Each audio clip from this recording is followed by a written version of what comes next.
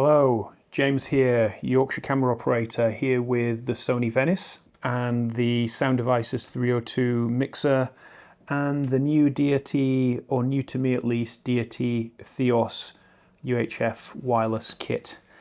You're listening to me actually through the Deity's internal recording and through their Lav Mic Pro 2. I recently posted about audio inputs into the Venice and about using something like an old school 302 mixer. So this is just a mixer, there's no recorder in there, but occasionally I will get asked to record directly to camera, and I love using this old school 302 mixer. The main reason is just sheer audio quality, and look how good those dials look. But mainly audio quality. The preamps in here are absolutely excellent. I mean, the Venice is no slouch. It has a really great 5-pin audio input. Annoyingly, it is 5-pin. Actually works favorably for my CSS50, which is also 5-pin. And you can use something like an A-box. So that would give you 2 channel 3-pin XLRs. I'm using a pigtail left and right channel cable that was supplied with the Venice. And it has all the flavors of input here. It has line, AES, EBU, mic input with phantom power. So the Venice will do it all. But I posted on Instagram about a job which I did today, and I got a few questions just about setup. So I just wanted to walk through that in a blog post, but also sometimes a quick video helps explain it a little bit easier. So let's start right at the beginning. We've got a mixer with an output left and right that's going around here into this splitter that's going into camera.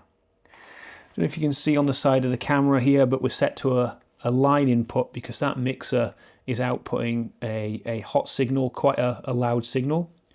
And then just using the menu button on the Venice, you can go into the menu and you choose audio, and you can see instantly we've got some levels coming through, channels 1 and 2, which is red is 1, blue is 2.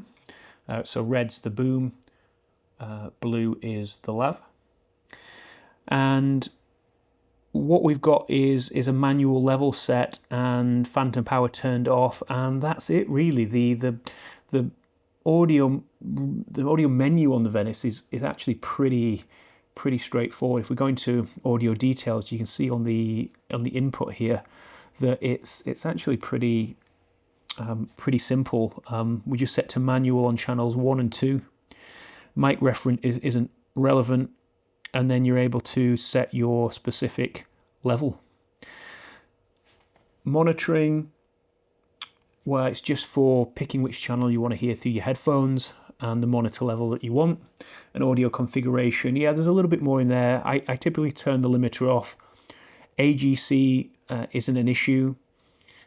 I want to be on mono inputs, and phantom power switched on there, but it's not active unless this switch is on.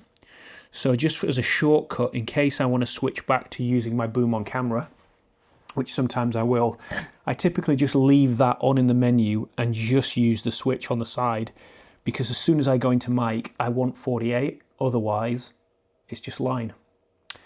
So that's how the Venice looks. Go back to audio. Yeah.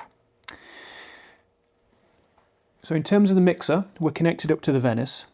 The first thing that I always do, regardless of whether or not I'm getting any signal from radio mic or from a boom, is I want to calibrate these two devices together.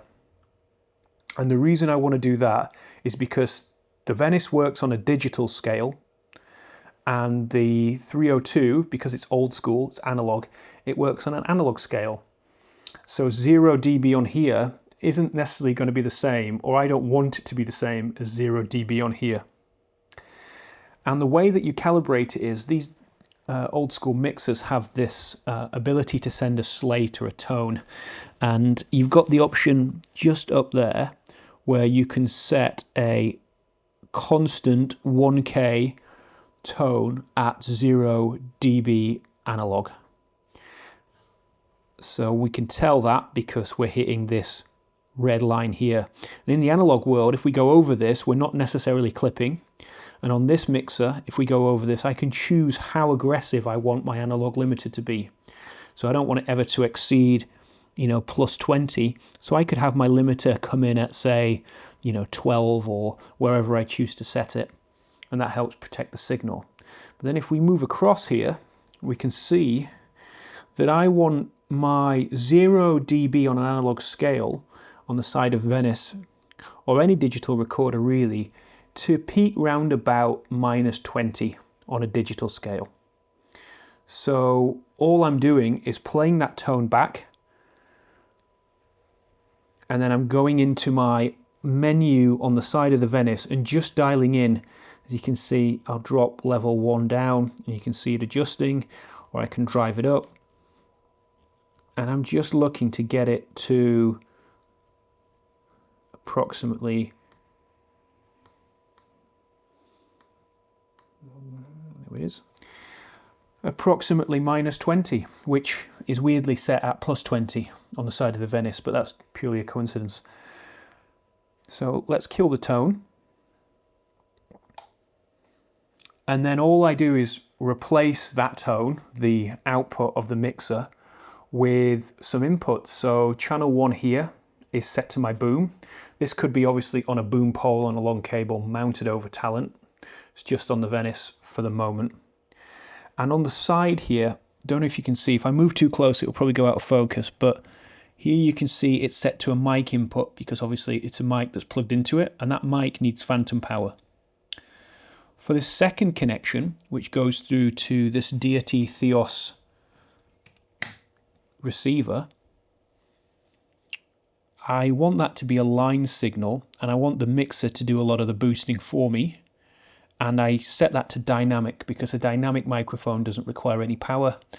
Therefore, this mixer is only powering channel 1. It's not powering this because it does no good. The gain staging for the transmitter is just set to my voice. So I'm looking, it's currently recording me there, which is what you're listening to. If we come out of here and just see, this is the master menu on the Theos system. And we can see that I really just want to peak round about -20, -12 at most. I'm probably a little bit low there. I'm not going to adjust it now, but if I did want to, I can go into the menu, I can find gain, and then I can make an adjustment in there if need be. But at least with what, +21 at the moment, I've got a lot of headroom in case I need to make space for laughing, shouting, whatever. These units don't have any form of analog limiter or digital limiter built in. So I'd rather give the headroom here and then boost here, which is a much cleaner way of doing it, in my opinion. To the receiver, I am boosting a little bit the output of the receiver, and as you can see there, boosting it by about 4 dB. The nice thing is, if you're using any form of amplification on any of these units, they don't really boost the noise floor that much. Some great testing from SoundSpeed, the YouTube channel, on the noise level of these devices at various settings, and it's true, yeah, it holds up really well. So with that coming through to here, I've got my coarse gain control knobs, which you push in to release. And then obviously I can dial my voice roughly into the right place. So, I mean, this boom mic is far too loud because it's not pointing at me. But I do, if it was pointing at me and it is peaking round about 0 dB analog scale, then that's perfect. So I can set those and then use these trim faders just to get me where I want to be for my voice. So yeah, peaking at 0 dB. And if I do go higher, then this analog limiter kicks in and I've still got so much room, 20 dB of headroom in order to be completely safe and not clip. Last point on this mixer, if you can see at the bottom, there's some switches. There's left, center, right for each channel. Because I've got 2 inputs and because I've got 2 outputs and then 2 inputs again. It's really nice that I can just split this left and right. So I can send the boom mic to the left channel, channel 1, and I can send the radio mic to the right channel, channel 2. And then that keeps them separate. So I can pull isolated channels if needed, something that we probably take for granted with a mixer recorder that's all built in together. But it's just nice that you can do that and control some of your routing a little bit. So that's it. It's a modern digital UHF system with a modern shotgun and modern camera, or modern-ish now. From a very old school Sound Devices mixer. I would say maybe, is it 20 years old? Maybe. It's still one of my favorite bits of kit. I mean, look how cool it looks with the LEDs as well. Like it's such a beautiful mixer. Sound Devices, I think, were in the heyday when they were building this level of kit. So yeah, I suppose the only other thing to think about is if you've got 2 outputs. This is a dual channel system. So we've got a second transmitter there. You can just come out of channel 2 and go into channel 3, and then you've got to make a choice of how do I route this, because, you know, if I want the boom as well, I've only got 2 outputs, so you might put the 2 radio frequencies to the right hand side to channel 2. That's one way to do it. Also, the other option with this is you can have both channels come out of the single connection. So I could send radio mic 1 and 2 through this one output into here. So I can use the channel 3 for something else. I can also do that directly to camera. I've got custom 5-pin cables made up. So this is a 5-pin to stereo mini jack 3.5, and I can run that directly into camera, have this on camera, and then have 2 independent channels from that without having to, say, run an A box, which occasionally, although it's quite flush there, your cables obviously, they stick out of the side of it, so they can sometimes get snagged on things. So I prefer a really kind of easy side, especially if there's an assistant who's working on it as well. It's not going to get in their way.